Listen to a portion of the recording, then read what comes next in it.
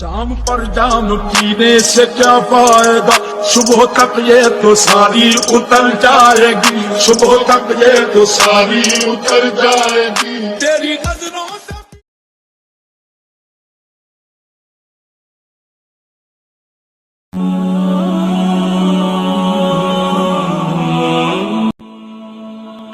ترجمہ الشیخ امام حافظ ابو عبداللہ محمد بن اسماعیل بن ابراہیم بن مغیرہ بخاری رحمۃ اللہ تعالیٰ علیہ نے فرمایا، اور اللہ عز و جل کا یہ فرمان کہ ہم نے بلا شبہ اے محمد صلی اللہ علیہ وآلہ وسلم آپ کی طرف وحی کا نزول اسی طرح کیا ہے جس طرح نوح علیہ السلام اور ان کے بعد آنے والے تمام نبیوں کی طرف کیا تھا۔ ہم کو حمیدی نے یہ حدیث بیان کی، انہوں نے کہا کہ ہم کو سفیان نے یہ حدیث بیان کی، وہ کہتے ہیں ہم کو یحییٰ بن سعید انصاری نے یہ حدیث بیان کی۔ انہوں نے کہا کہ مجھے یہ حدیث محمد بن ابراہیم تیمی سے حاصل ہوئی، انہوں نے اس حدیث کو علقمہ بن وقاص لیثی سے سنا، اور ان کا بیان ہے کہ میں نے مسجد نبوی میں منبر رسول صلی اللہ علیہ وسلم پر عمر بن خطاب رضی اللہ عنہ کی زبان سے سنا، وہ فرما رہے تھے کہ میں نے جناب رسول صلی اللہ علیہ وسلم سے سنا، آپ فرما رہے تھے کہ تمام اعمال کا دار و مدار نیت پر ہے، اور ہر عمل کا نتیجہ ہر انسان کو اس کی نیت کے مطابق ہی ملے گا، بس جس کی نیت ہجرت ترک وطن دولت دنیا حاصل کرنے کے لیے ہو یا کسی عورت سے شادی کی غرض ہو۔ آگے فرماتے ہیں بس اس کی ہجرت انہی چیزوں کے لیے ہوگی جن کے حاصل کرنے کی نیت سے اس نے ہجرت کی۔ حدیث نمبر 2 ہے۔ ترجمہ ایک شخص حارث بن حشام نامی نے آن حضرت صلی اللہ علیہ وسلم سے سوال کیا تھا کہ حضور آپ پر وحی کیسے نازل ہوتی ہے؟ آپ صلی اللہ علیہ وسلم نے فرمایا کہ وحی نازل ہوتے وقت کبھی مجھ کو گھنٹی کی سی آواز محسوس ہوتی ہے، اور وحی کی یہ کیفیت مجھ پر بہت شاک گزرتی ہے۔ جب یہ کیفیت ختم ہوتی ہے تو میرے دل و دماغ پر اس فرشتے کے ذریعے نازل شدہ وحی محفوظ ہو جاتی ہے، اور کسی وقت ایسا ہوتا ہے کہ فرشتہ بشکل انسان میرے پاس آتا ہے اور مجھ سے کلام کرتا ہے۔ آگے کہتے ہیں بس میں اس کا کہا ہوا یاد رکھ لیتا ہوں۔ حضرت عائشہ رضی اللہ عنہا کا بیان ہے کہ میں نے سخت کڑاکے کی سردی میں آن حضرت صلی اللہ علیہ وسلم کو دیکھا ہے کہ آپ صلی اللہ علیہ وسلم پر وحی نازل ہوئی، اور جب اس کا سلسلہ موقوف ہوا تو آپ صلی اللہ علیہ وسلم کی پیشانی پسینے سے شرابور تھی، یعنی پسینے سے بری ہوئی تھی۔ حضرت صلی اللہ علیہ وآلہ وسلم کا ابتدائی دور اچھے سچے پاکیزہ خوابوں سے شروع ہوا۔ آپ خواب میں جو کچھ دیکھتے وہ صبح کی روشنی کی طرح صحیح اور سچا ثابت ہوتا۔ پھر من جان قدرت آپ انتہائی پسند ہو گئے، اور آپ صلی اللہ علیہ وسلم نے غار حرا میں خلوت نشینی اختیار فرمائی، اور کئی دن اور رات وہاں مسلسل عبادت اور یاد الہی و ذکر و فکر میں مشغول رہتے، جب تک گھر آنے کو دل نہ چاہتا۔ توشہ ہمارا لیے ہوئے وہاں رہتے، توشہ ختم ہونے پر ہی اہلیہ محترمہ حضرت خدیجہ رضی اللہ عنہ کے پاس تشریف لاتے، اور کچھ توشہ ہمراہ لے کر پھر وہاں جا کر خلوت گزے ہو جاتے۔ یہی طریقہ جاری رہا یہاں تک کہ آپ پر حق منکشف ہو گیا اور آپ لائحانی میں قیام پذیر تھے کہ اچانک حضرت جبریل علیہ السلام آپ کے پاس حاضر ہوئے اور کہنے لگے کہ اے محمد پڑھو۔ آپ فرماتے ہیں کہ میں نے کہا کہ میں پڑھنا نہیں جانتا۔ آپ صلی اللہ علیہ وسلم فرماتے ہیں کہ فرشتے نے مجھے پکڑ کر اتنے زور سے بھینچا کہ یعنی مجھے اپنے گلے سے زور سے دبایا کہ میری طاقت جواب دے گی، پھر مجھے چھوڑ کر کہا پڑھو۔ میں نے پھر وہی جواب دیا کہ میں پڑھا ہوا نہیں ہوں۔ اس فرشتے نے مجھ کو نہایت ہی زور سے بھینچا کہ مجھ کو سخت تکلیف محسوس ہوئی۔ پھر اس نے کہا پڑھ۔ میں نے کہا کہ میں پڑھا ہوا نہیں ہوں۔ فرشتے نے تیسری بار مجھ کو پکڑ کر اور تیسری مرتبہ پھر مجھے کو بھینچا، پھر مجھے چھوڑ دیا اور کہنے لگا کہ پڑھو اپنے رب کے نام کی مدد سے جس نے پیدا کیا اور انسان کو خون کی ہٹکی سے بنایا۔ پڑھو اور آپ کا رب بہت ہی مہربانیاں کرنے والا ہے۔ بس یہی آیت آپ جبریل علیہ السلام سے سن کر اس حال میں غار حرا سے واپس ہوئے کہ آپ کا دل اس انوکھے واقعے سے کانپ رہا تھا۔ آپ حضرت خدیجہ کے ہاں تشریف لائے اور فرمایا کہ مجھے کمبل اوڑھا دو۔ لوگوں نے آپ کو کمبل اوڑھا دیا۔ جب آپ کا ڈر جاتا رہا تو آپ نے اپنی زوجہ محترمہ حضرت خدیجہ رضی اللہ عنہا کو تفصیل کے ساتھ یہ واقعہ سنایا اور فرمانے لگے کہ مجھ کو اب اپنی جان کا خوف ہو گیا ہے۔ آپ کی اہلیہ محترمہ حضرت خدیجہ رضی اللہ عنہا نے آپ کی دھارس بندھائی اور کہا کہ آپ کا خیال صحیح نہیں ہے۔ خدا کی قسم آپ کو اللہ کبھی رسوا نہیں کرے گا۔ آپ تو اخلاق فاضلہ کے مالک ہیں۔ آپ تو کم باغ پرور ہیں، بے کسوں کا بوجھ اپنے سر پر رکھ لیتے ہیں۔ مفلسوں کے لیے آپ کماتے ہیں۔ مہمان نوازی میں آپ بے مثال ہیں اور مشکل وقت میں آپ امر حق کا ساتھ دیتے ہیں۔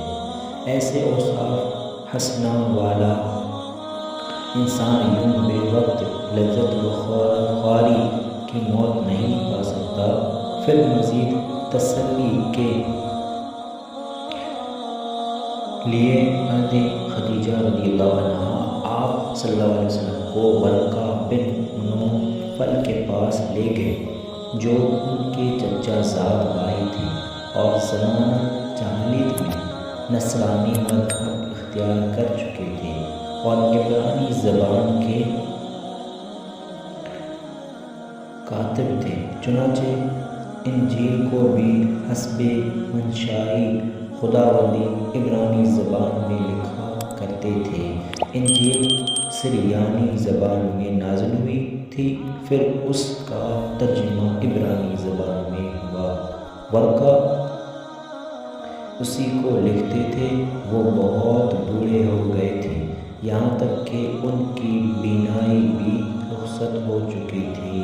حضرت خدیجہ رضی اللہ عنہا نے ان کے سامنے آپ کے حالات بیان کیے اور کہا کہ اے چچا زاد بھائی، اپنے بھتیجے محمد صلی اللہ علیہ وسلم کی زبانی ذرا ان کی کیفیت سن لیجیے۔ وہ بولے کہ بھتیجے، آپ نے جو کچھ دیکھا ہے اس کی تفصیل سناؤ۔ چنانچہ آپ صلی اللہ علیہ وسلم نے از اول تا آخر پورا واقعہ سنایا، جسے سن کر ورقہ بے اختیار ہو کر بول اٹھے کہ یہ تو وہی ناموس معزز رازدان فرشتہ ہے جسے اللہ نے حضرت موسیٰ علیہ السلام پر وحی دے کر بھیجا تھا۔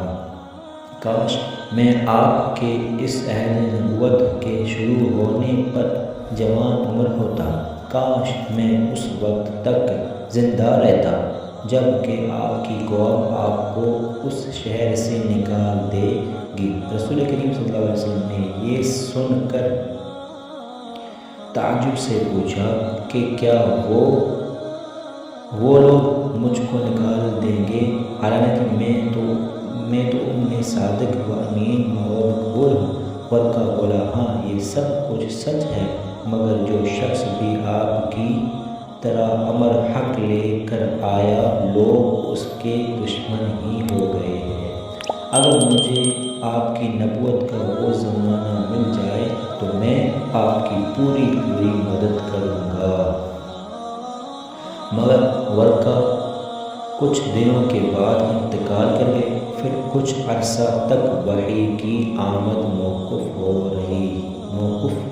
رہی۔ حدیث نمبر 4، کتاب وحی کے بیان میں وحی کے بعد رک جانے کے زمانے کی حالت بیان کی ہے۔ آپ صلی اللہ علیہ وسلم نے وحی کے رک جانے زمانے کی حالات بیان کرتے کہا کہ ایک روز میں چلا جا رہا تھا کہ اچانک میں آسمان کی طرف ایک آواز سنی اور میں اپنا سر آسمان کی طرف کیا دیکھتا ہوں کہ وہی فرشتہ جو میرے پاس سارے حالات میں آیا تھا وہ آسمان وزن کے بیچ میں ایک کرسی پر بیٹھا ہوا ہے۔ میں اس دریا میں اور گھر آنے پر میں نے پھر کمبل اوڑھنے کی خواہش ظاہر کی۔ اس وقت اللہ کی طرف سے یہ آیت نازل ہوئی، اے لحاف اور لے والے اٹھ کھڑا اور لوگوں کو عذاب الہی سے ڈرا اور اپنے رب کی بڑائی بیان کر اور اپنے کو بات ساتھ اور گندگی سے دور رہے۔ اس کے بعد حدیث کے ساتھ آنے لگی اس حدیث کو یحییٰ کے علاوہ لیز بن سعد سے اور عبداللہ بن یوسف اور ابو صالح نے روایت کیا ہے، اور ان کے علاوہ زہر سے حلال بن روا نے بھی روایت کیا ہے۔ یونس اور معمر نے اپنی روایت میں لفظ فواد کی جگہ بوادہ نقل کیا ہے۔ بخاری حدیث نمبر 5، کتاب وحی کے بیان میں آج کا بیان۔ رسول اللہ صلی اللہ علیہ وسلم نزول قرآن کے وقت بہت سختی محسوس فرمایا کرتے تھے۔ انہوں نے ابن عباس رضی اللہ عنہما سے کلام الہی لا تحرک الخ کی تفسیر کے سلسلہ میں سنا کہ رسول اللہ صلی اللہ علیہ وسلم نزول قرآن کے وقت بہت سختی محسوس فرمایا کرتے تھے، اور اس کی علامتوں میں سے ایک یہ تھی کہ یاد کرنے کے لیے آپ اپنے ہونٹوں کو ہلاتے تھے۔ ابن عباس رضی اللہ عنہما نے کہا، میں اپنے ہونٹ ہلاتا ہوں جس طرح آپ ہلاتے تھے۔ سعید کہتے ہیں، میں بھی اپنے ہونٹ ہلاتا ہوں جس طرح ابن عباس رضی اللہ عنہما کو میں نے ہلاتے دیکھا۔ پھر انہوں نے اپنے ہونٹ ہلائے۔ ابن عباس رضی اللہ عنہما نے کہا، پھر یہ آیت اتری کہ اے محمد، قرآن کو جلدی یاد کرنے کے لیے اپنی زبان نہ ہلاؤ، اس کا جمع کر دینا اور پڑھا دینا ہمارا ذمہ ہے۔ حضرت ابن عباس رضی اللہ عنہما کہتے ہیں، یعنی قرآن آپ صلی اللہ علیہ وسلم کے دل میں جمع دینا اور پڑھا دینا ہمارے ذمہ ہے۔ پھر جب ہم پڑھ چکے تو اس پڑھے ہوئے کے اتباع کرو۔ ابن عباس رضی اللہ عنہما فرماتے ہیں، اس کا مطلب یہ ہے کہ آپ اس کو خاموشی کے ساتھ سنتے رہو، اس کے بعد مطلب سمجھا دینا ہمارے ذمہ ہے۔ پھر یقیناً یہ ہماری ذمہ داری ہے کہ آپ اس کو پڑھو، یعنی اس کو محفوظ کر سکو۔ چنانچہ اس کے بعد جب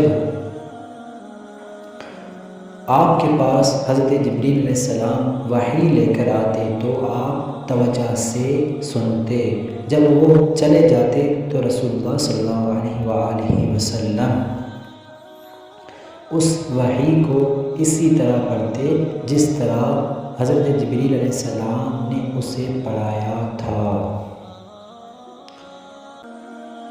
صحیح بخاری حدیث نمبر 6 کتاب وحی کے بیان میں رسول اللہ صلی اللہ علیہ وآلہ وسلم سب لوگوں سے زیادہ جواد یعنی سخی تھے، اور رمضان میں دوسرے اوقات کے مقابلے میں جب جبریل آپ صلی اللہ علیہ وآلہ وسلم سے ملتے بہت ہی زیادہ جود و کرم فرماتے۔ جبریل علیہ السلام رمضان کی ہر رات میں آپ صلی اللہ علیہ وسلم سے ملاقات کرتے اور آپ صلی اللہ علیہ وآلہ وسلم کے ساتھ قرآن کا دورہ کرتے۔ غرض آن حضرت صلی اللہ علیہ وآلہ وسلم لوگوں کو بلائی پہنچانے میں بارش لانے والی ہواؤں سے بھی زیادہ جود و کرم فرمایا کرتے تھے۔ صحیح بخاری حدیث نمبر 7 کتاب وحی کے بیان میں ہرقل شاہ روم نے ان کے پاس قریش کے قافلے میں ایک آدمی بلانے کو بھیجا، اور اس وقت یہ لوگ تجارت کے لیے ملک شام گئے ہوئے تھے، اور یہ وہ زمانہ تھا جب رسول اللہ صلی اللہ علیہ وآلہ وسلم نے قریش اور ابو سفیان سے ایک وقتی عہد کیا ہوا تھا۔ جب ابو سفیان اور دوسرے لوگ ہرقل کے پاس الیا پہنچے جہاں ہرقل نے دربار طلب کیا تھا، اس کے گرد روم کے بڑے بڑے لوگ، علماء، وزراء، امراء بیٹھے ہوئے تھے۔ ہرقل نے ان کو اور اپنے ترجمان کو بلوایا، پھر ان سے پوچھا کہ تم میں سے کون شخص مدعی رسالت کا زیادہ قریبی عزیز ہے؟ ابو سفیان کہتے ہیں کہ میں بول اٹھا کہ میں اس کا سب سے زیادہ قریبی رشتہ دار ہوں۔ یہ سن کر ہرقل نے حکم دیا کہ اس کو ابو سفیان کو میرے قریب لا کر بٹھاؤ اور اس کے ساتھیوں کو اس کی پیٹھ کے پیچھے بٹھا دو۔ پھر اپنے ترجمان سے کہا کہ ان لوگوں سے کہہ دو کہ میں ابو سفیان سے اس شخص کے یعنی محمد صلی اللہ علیہ وسلم کے حالات پوچھتا ہوں، اگر یہ مجھ سے کسی بات میں جھوٹ بول دے تو تم اس کا جھوٹ ظاہر کر دینا۔ ابو سفیان کا قول ہے کہ خدا کی قسم اگر مجھے یہ غیرت نہ آتی کہ یہ لوگ مجھ کو جھٹلائیں گے تو میں آپ صلی اللہ علیہ وسلم کی نسبت ضرور غلط گوئی سے کام لیتا۔ خیر، پہلی بات جو ہرقل نے مجھ سے پوچھی وہ یہ کہ اس شخص کا خاندان تم لوگوں میں کیسا ہے؟ میں نے کہا وہ تو بڑے اونچے عالی نسب والے ہیں۔ کہنے لگا اس سے پہلے بھی کسی نے تم لوگوں میں ایسی بات کی تھی؟ میں نے کہا نہیں۔ کہنے لگا اچھا اس کے بڑوں میں کوئی بادشاہ ہوا ہے؟ میں نے کہا نہیں۔ پھر اس نے کہا بڑے لوگوں نے اس کی پیروی اختیار کی ہے یا کمزوروں نے؟ میں نے کہا نہیں، کمزوروں نے۔ پھر کہنے لگا اس کے تابع دار روز بڑھتے جاتے ہیں یا کوئی ساتھی پھر بھی جاتا ہے؟ میں نے کہا نہیں۔ کہنے لگا کیا اپنے اس دعوی نبوت سے پہلے کبھی کسی بھی موقع پر اس نے جھوٹ بولا ہے؟ میں نے کہا نہیں، اور اب ہماری اس سے صلح کی ایک مقررہ مدت ٹھہری ہوئی ہے، معلوم نہیں وہ اس میں کیا کرنے والا ہے۔ ٹھیک ہے، معلوم نہیں وہ اس میں کیا کرنے والا ہے۔ ابو سفیان کہتے ہیں میں اس بات کے سوا اور کوئی جھوٹ اس گفتگو میں شامل نہ کر سکا۔ ہرقل نے کہا کیا تمہاری اس سے کبھی لڑائی بھی ہوتی ہے؟ ہم نے کہا ہاں۔ بولا پھر تمہاری اور اس کی جنگ کا کیا حال ہوتا ہے؟ میں نے کہا لڑائی ڈھول کی طرح ہے، کبھی وہ ہم سے میدان جنگ جیت لیتے ہیں اور کبھی ہم ان سے جیت لیتے ہیں۔ ہرقل نے پوچھا وہ تمہیں کس بات کا حکم دیتا ہے؟ میں نے کہا وہ کہتا ہے کہ صرف ایک ہی اللہ ہے، اسی کی عبادت کرو، اس کا کسی کو شریک نہ بنا، اور اپنے باپ دادا کی شرک کی باتیں چھوڑ دو، اور ہمیں نماز پڑھنے، سچ بولنے، پرہیزگاری اور صلہ رحمی کا حکم دیتا ہے۔ یہ سب سن کر پھر ہرقل نے اپنے ترجمان سے کہا کہ ابو سفیان سے کہہ دو کہ میں نے تم سے اس کا نسب پوچھا تو تم نے کہا کہ وہ ہم سے عالی نسب ہے، اور پیغمبر اپنی قوم میں عالی نسب ہی بھیجے جایا کرتے ہیں۔ میں نے تم سے پوچھا کہ دعویٰ نبوت کی یہ بات تمہاری اندر اس سے پہلے کسی اور نے بھی کہی؟ کیا کسی اور نے بھی اس کا دعویٰ کیا تھا؟ تم نے جواب دیا کہ نہیں۔ تب میں نے اپنے دل میں کہا کہ اگر یہ بات اس سے پہلے کسی نے کہی ہوتی تو میں سمجھ جاتا کہ اس شخص نے بھی اسی بات کی تقلید کی ہے جو پہلے کہی جا چکی ہے۔ میں نے تم سے پوچھا کہ اس کے بڑوں میں کوئی بادشاہ بھی گزرا ہے؟ تم نے کہا کہ نہیں۔ تو میں نے دل میں کہا کہ ان کے بزرگوں میں سے کوئی بادشاہ ہوا ہوگا تو کہہ دوں گا کہ وہ شخص اس بہانہ اپنے آباء و اجداد کی بادشاہت اور ان کا ملک دوبارہ حاصل کرنا چاہتا ہے۔ اور میں نے تم سے پوچھا کہ اس بات کے کہنے یعنی پیغمبری کا دعویٰ کرنے سے پہلے تم نے کبھی اس کو دروغ گوئی کا الزام لگایا ہے؟ تم نے کہا کہ نہیں۔ تو میں نے سمجھ لیا کہ جو شخص آدمیوں کے ساتھ ایسا ہے دروغ گوئی سے بچے، وہ اللہ کے بارے میں کیسے جھوٹی باتیں کر سکتا ہے؟ صحیح بخاری حدیث نمبر 7، کتاب وحی کے بیان میں پارٹ نمبر 2، پہلا پارٹ پہلے سے لکھا تھا، یہ دوسرا پارٹ۔ اور میں نے تم سے پوچھا کہ بڑے لوگ اس کے پیرو ہوتے ہیں یا کمزور آدمی؟ تم نے کہا کمزوروں نے اس کی اتباع کی ہے۔ تو دراصل یہی لوگ پیغمبروں کے متبعین ہوتے ہیں۔ اور میں نے تم سے پوچھا کہ اس کے ساتھ ہی بڑھ رہے ہیں یا کم ہو رہے ہیں؟ تم نے کہا وہ بڑھ رہے ہیں، اور ایمان کی کیفیت یہی ہوتی ہے حتیٰ کہ وہ کامل ہو جاتا ہے۔ اور میں نے تم سے پوچھا کہ آیا کوئی شخص اس کے دین سے ناخوش ہو کر مرتد بھی ہو جاتا ہے؟ تم نے کہا نہیں۔ تو ایمان کی خاصیت بھی یہی ہے، جن کے دلوں میں اس کی مسرت رچ بس جائے وہ اس سے لوٹا نہیں کرتے۔ اور میں نے تم سے پوچھا کہ آیا وہ کبھی عہد شکنی کرتے ہیں؟ تم نے کہا نہیں، پیغمبروں کا یہی حال ہوتا ہے، وہ عہد کے خلاف ورزی نہیں کرتے۔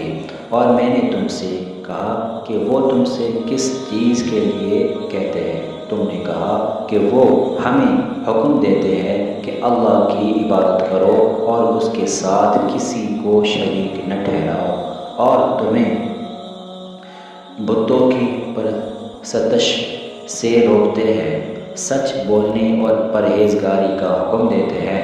لہذا اگر یہ باتیں جو تم کہہ رہے ہو سچ ہے تو عن قریب وہ اس جگہ کا مالک ہو جائے گا کہ جہاں میرے یہ دونوں پاؤں ہیں۔ مجھے معلوم تھا کہ وہ پیغمبر آنے والا ہے، مگر مجھے یہ معلوم نہیں تھا کہ وہ تمہارے اندر ہوگا۔ اگر میں جانتا کہ اس تک پہنچ سکوں گا تو اس سے ملنے کے لیے ہر تکلیف گوارا کرتا۔ اگر میں اس کے پاس ہوتا تو اس کے پاؤں دھوتا۔ ہرقل نے رسول اللہ صلی اللہ علیہ وسلم کا وہ خط منگایا جو آپ ہدیہ کلبی رضی اللہ عنہ کے ذریعہ حاکم بصرہ کے پاس بھیجا تھا۔ اس نے وہ ہرقل کے پاس بھیج دیا تھا۔ پھر اس کو پڑھا تو اس میں لکھا تھا، اللہ کے نام کے ساتھ جو نہایت مہربان اور رحم والا ہے۔ اللہ کے بندے اور اس کے پیغمبر محمد صلی اللہ علیہ وسلم کی طرف سے یہ خط ہے، شاہ روم کے لیے۔ اس شخص پر سلام ہو جو ہدایت کی پیروی کرے۔ اس کے بعد میں نے آپ کے سامنے دعوت اسلام پیش کرتا ہوں۔ آپ اسلام لے آئیں گے تو دین و دنیا میں سلامتی نصیب ہوگی، اللہ آپ کو دوہرا ثواب دے گا، اور اگر آپ میری دعوت سے روگردانی کریں گے تو آپ کی رعایا گناہ بھی آپ پر ہی ہوگا۔ اور اہل کتاب ایک ایسی بات پر آ جاؤ جو ہمارے اور تمہارے درمیان یکساں ہے، وہ یہ کہ ہم اللہ کے سوا کسی کی عبادت نہ کریں اور کسی کو اس کا شریک نہ ٹھہرائے، اور نہ ہم میں سے کوئی کسی کو خدا کے سوا اپنا رب بنائے۔ پھر اگر وہ اہل کتاب اس بات سے منہ پھیر لے تو مسلمانوں تم ان سے کہہ دو کہ تم مانو یا نہ مانو، ہم تو ایک خدا کے اطاعت گزار ہیں۔ ابو سفیان کہتے ہیں، جب ہرقل نے جو کچھ کہنا تھا کہہ دیا اور خط پڑھ کر فارغ ہوا تو اس کے ارد گرد بہت شور و غوغا ہوا، بہت سی آوازیں اٹھی اور ہمیں باہر نکال دیا گیا۔ تب میں نے اپنے ساتھیوں سے کہا کہ ابو کبشہ کے بیٹے آن حضرت صلی اللہ علیہ وسلم کا معاملہ تو بہت بڑھ گیا، دیکھو تو اس سے بنی اصفر روم کا بادشاہ بھی ڈرتا ہے۔ مجھے اس وقت سے اس بات کا یقین ہو گیا ہے کہ حضور صلی اللہ علیہ وسلم عنقریب غالب ہو کر رہیں گے، حتیٰ کہ اللہ نے مجھے مسلمان کر دیا۔ راوی کا بیان ہے کہ ابن ناطور ایلیہ کا حاکم ہرقل کا مصاحب اور شام کے نصارہ کا لاٹ پادری بیان کرتا تھا کہ ہرقل جب ایلیہ آیا ایک دن صبح کو پریشان اٹھا تو اس کے درباریوں نے دریافت کیا کہ آج ہم آپ کی حالت بدلی ہوئی پاتے ہیں، کیا وجہ ہے؟ ابن ناطور کا بیان ہے کہ ہرقل نجومی تھا، علم نجوم میں وہ پوری مہارت رکھتا تھا۔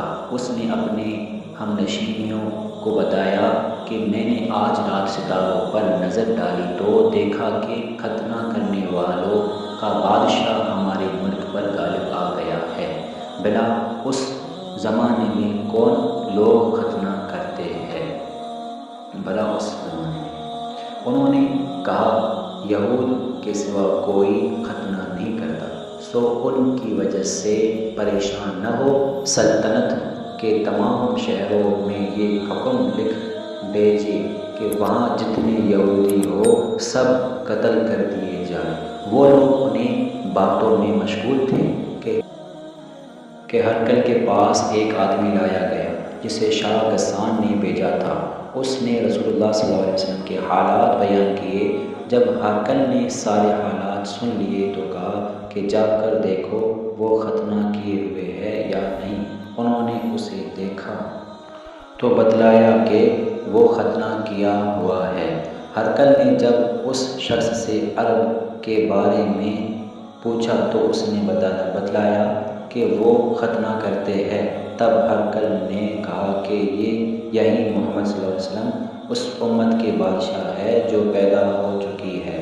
پھر اس نے اپنے ایک دوست کو رومیہ خط لکھا اور وہ بھی علم نجوم میں ہرقل کی طرح ماہر تھا۔ پھر وہاں سے ہرقل حمص چلا گیا۔ ابھی حمص سے نکلا نہیں تھا کہ اس کے دوست کا خط اس کے جواب میں آ گیا۔ اس کی رائے بھی حضور صلی اللہ علیہ وسلم کے ظہور کے بارے میں ہرقل کے موافق تھی کہ محمد صلی اللہ علیہ وسلم وہ واقعی پیغمبر ہے۔ اس کے بعد ہرقل نے روم کے بڑے آدمی کو اپنے حمص کے محل میں طلب کیا اور اس کے حکم سے محل کے دروازے بند کر لیے گئے۔ پھر وہ اپنے خاص محل سے باہر آیا اور کہا، اے روم والو، کیا ہدایت اور کامیابی میں کچھ حصہ تمہارے لیے بھی ہے؟ اگر تم اپنی سلطنت کی بقا چاہتے ہو تو پھر اس نبی صلی اللہ علیہ وسلم کی بیعت کر لو اور مسلمان ہو جاؤ۔ یہ سننا تھا کہ پھر وہاں لوگ وحشی گدھوں کی طرح دروازوں کی طرف دوڑے مگر انہیں بند پایا۔ آخر جب ہرقل نے اس بات سے ان کی یہ نفرت دیکھی اور ان کے ایمان لانے سے مایوس ہو گیا تو کہنے لگا کہ ان لوگوں کو میرے پاس لاؤ۔ جب وہ دوبارہ آئے تو اس نے کہا، میں نے جو بات کہی تھی اس سے تمہاری دینی پختگی کی آزمائش مقصود تھی، سو وہ میں نے دیکھ لی۔ تب یہ بات سن کر وہ سب کے سب اس کے سامنے سجدے میں گر پڑے اور اس سے خوش ہو گئے۔ بالآخر ہرقل کی آخری حالت یہی رہی۔ ابو عبداللہ کہتے ہیں کہ اس حدیث کو صالح بن کیسان، یونس اور معمر نے بھی زہری سے روایت کیا ہے۔